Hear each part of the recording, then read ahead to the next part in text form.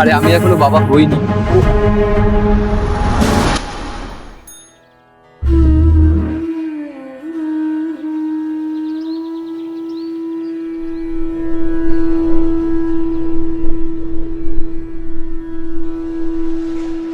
Read, পেপারটা দে দেখি। হুম। হ্যাঁ।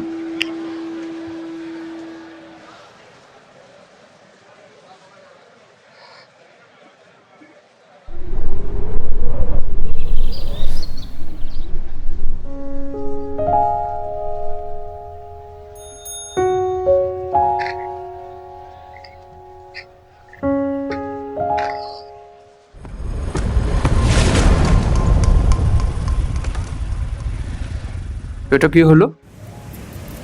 রাগ করো না, কথা ছিল। শুধু শুধু সিগারেটটা অপচয় হবে।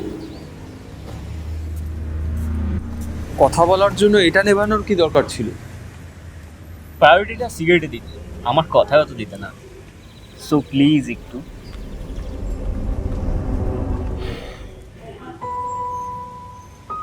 কি করব? যা দেখ একবার।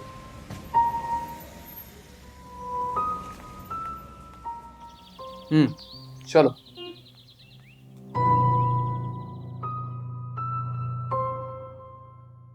একজন বাবা তার সন্তানকে মারতে পারে যদি সে সন্তান নিঃস্বার্থ, শান্ত বা নির্বাক প্রকৃতির হয়।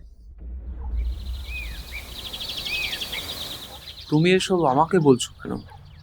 চায়ের দোকানে এসছেন, এই একটু গল্প আলোচনা।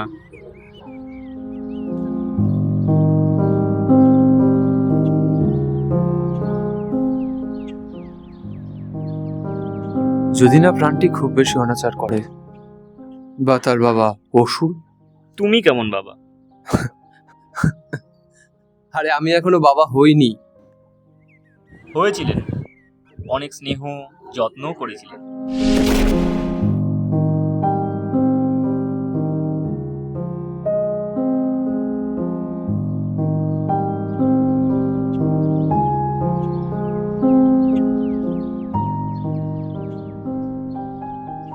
একটু জল দেবে? হুম।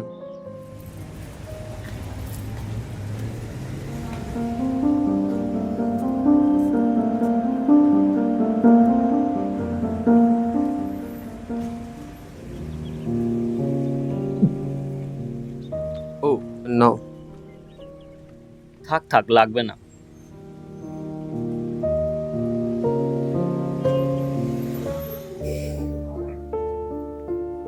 এখন আর তৃষ্ণাটা পায় না।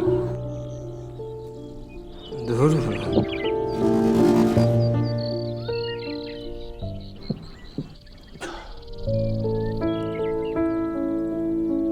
কোনো সবুজ নেই, অক্সিজেনও তো পাবে না এখান থেকে। পাগলের ভক ভক, না?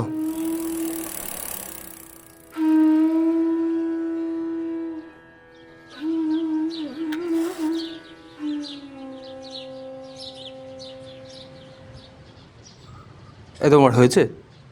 এবার বসি আমি।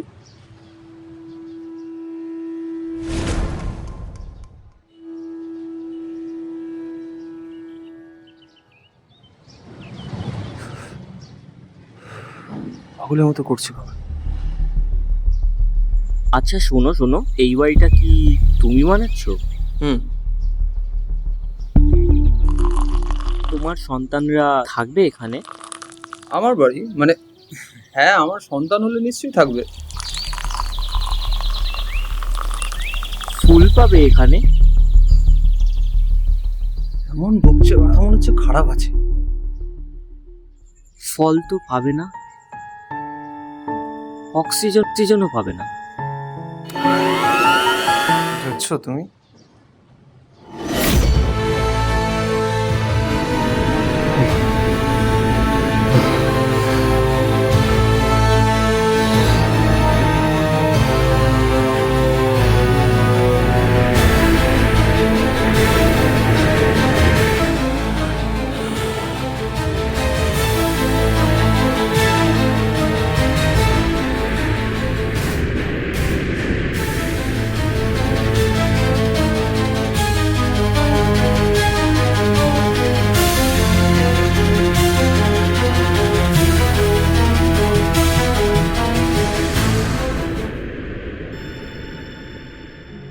গাছটা কেটে ফেলবি?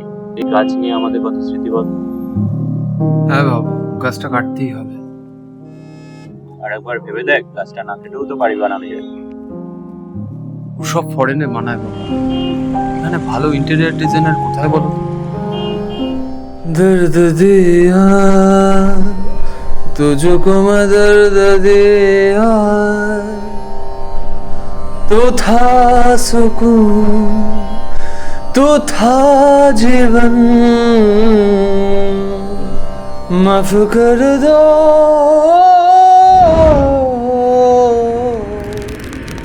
मुझे